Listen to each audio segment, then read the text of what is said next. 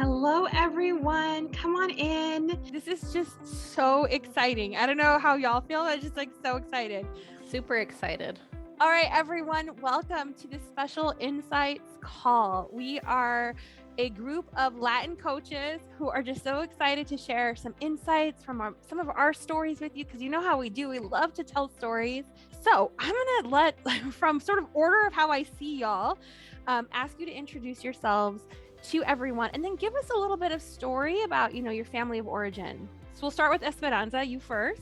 Hi, everyone. I am Esperanza Lebron. Yo soy mexicana. My family is from Mexico. I am second generation here. Very proud of that. I'm happy to be here. Yay. Okay, Brenda, you're up next, girl. Hi, everyone. My name is Brenda Lomelli. I am Mexican-American as well, first generation. Both of my parents are from Michoacan, Mexico. Dave, you are up next. I'm Dave Moreno. My family is from Mexico as well. I'm very excited to be part of this. I am Mexican Canadian, and so happy to kind of represent the Canadian side of things, which will be a lot of fun. And I'm just happy to talk about all things life coaching and all things Latin all at the same time. It's going to be so much fun. All right, Sarah, you're up next. Thank you for having me here today. I am half Mexican, half white. My mother is Mexicana, and she is second generation, so I'm technically third. She was born in Mexico City, and so I am biracial. I'm Judith Gatan. I'm a master certified coach, and my family is Puerto Rican on both sides, but my mom's New Yorican. She was born in Brooklyn, so big up to my New Yorkers who happen to be watching this. I'm so glad to have all of you here. I think something we should talk about right away, and I'll just sort of open it up to everyone, is how we describe ourselves. So for me, I always say I am a Mexican American. Soy mexicana, soy americana. I have so much pride in being Mexican and so much pride in being American. Being able to be representation of both of those is such an amazing, beautiful thing. Obviously, Hispanic refers to places that were colonized by Spain. So I know that we're moving away from that. And I just say Latin because I speak primarily English. I like calling myself Latina now. For me, it's totally just my thoughts about it, but just feels more powerful and kind of like more modern. Also acknowledging there's no X in Spanish, which is why Insights from Latin scholars has the E at the end, in case anybody was wondering about that. And it is technically gender neutral because it's supplanting what we would have the X be in regular, American English, which I think is so beautiful. And one of the things we're going to talk about today is the art of possibility and coaching and being Latin and sort of the intersection of all of those things for each of you. I had so many thoughts of separation from my own name. So Esperanza in English is hope. And so growing up, I went by Hopi or Hope. And people would say my name and my teachers would call me Esmeralda. My name would always get butchered. And I would be so embarrassed. And I had so much shame as a young child that I would not correct, I'm getting emotional about it, but I wouldn't correct anybody. And they would say, what is your name? And I would say, you can call me Hope. And I went by that. And it wasn't until I was 25 when I was in the military. And my major said, can I call you something else? And I said, no, you can call me Esperanza.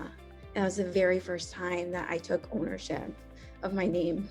It was me owning the power and separating that it wasn't just for other people, but it was possible for me to reach and stand in these spaces that I once believed were off limits because of the way that I looked. Claiming your name again is such a huge part of reclaiming your identity. And I think that's the experience of so many people. Before I came to the Life Coach School and learned the model, I had been working on growing my own business for 5, 6, 7 years. And it was never a matter of me not showing up. I was willing to work super hard, but learning the tools to be able to recognize things that I had absorbed that would have kept me limited, the more and more that I can create awareness of my beliefs that don't serve me, the more that I can use these tools to create awareness, then I can just have breakthrough after breakthrough after breakthrough. And every time I unlock possibility in that way, I know now my daughter, my home office here is right in front of her room. She just sees mom just works from here from home. I work 25 hours a week. Then we just have a good time. By the way, my husband just gave notice at his job because I'm the breadwinner. I'm the one that makes the money. And she is just getting a whole nother message of what is possible for a Latina, what is possible for a woman. So everyone gets to just unlock possibility for themselves. So you pair that with action, like the showing up part, and like unstoppable. My mom is Canadian, like she's Irish Canadian, so as like as white as you can get here. And then my dad came here from Mexico City when he was 17 just to learn English so he could get a better job in Mexico. So he learned the way to success is to just fit in. Don't make waves. And then I remember when I got to coaching, I wanted some form of, I wanted to fit in, I wanted to be accepted. So I was adopting answers from other people. I think coaching, what coaching did for me in the Art of Possibility is really understand I can stand out and be successful. I can be myself. I don't have to talk like the other coaches. I don't have to coach like the other coaches in order to be successful in this industry.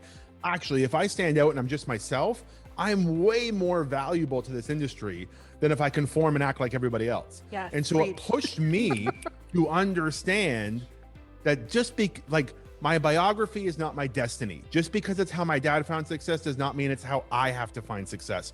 And the Art of Possibility, like we didn't grow up learning how to be curious. We didn't grow up thinking about possibility. We grew up going, what do the white kids do? Do what they do.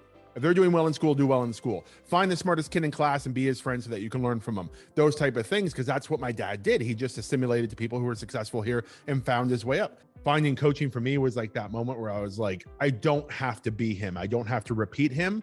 I can take the best parts of him and then just be myself. And that's what totally opened the world for me. I took a DNA test a couple years ago, and it was shocking to me to see like percentage wise, Ireland, England, Wales, Mexico, and then Spain.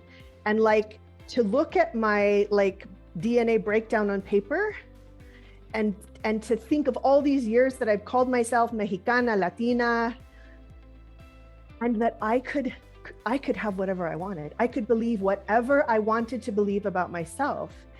And it was just such a fun like thought exercise for me to see like numeric percentages and to still choose like I believe and I want and I take Mexicana. Like that's what I choose. That's what I lead with. That's where I feel strongest. That's where I feel most me. And to me, that's the art of possibility. Like you can look at facts in the world that seem to be in the way of what you want. And you can still decide, I choose like C line isn't going to create my F, my feeling. Like I still get, my power is in how I think about myself, and that's in the middle. And if I choose to be Mexicana, if I choose to feel most powerful in accentuating and in claiming this part of me, then that's it. Well, like we think we're fooling people by showing up a particular way. And I don't think we're fooling anyone. I think the real us, whoever that is, sort of sneaks out whether we like it or not. At least that has been my experience. So trying to put on that mask is such an unsuccessful endeavor. You're just going to keep hitting against the same wall over and over again. And then you'll be disappointed that the real you snuck out in some form or fashion. And at some point, I found that it was just easier for me to be myself. This has been so incredibly amazing. I have so much love for all of you humans. Any parting words, anything that you didn't say that you want to say? I would just love to tell people, if you feel you don't belong somewhere, that's actually exactly where you belong, because there's obviously a reason why you feel that. There's a resistance to it. Always show up, always be part of something, because you never know how much fun it can be until you do it. So never feel like there's any reason you wouldn't belong anywhere in this world, because if you decide to go there, 100% you belong there. You've got all of us with you. You're not alone. Not alone. All right, everyone. Thank you so much. Big squishy hugs to everyone. Thank you. Have a good day, scholars. Bye.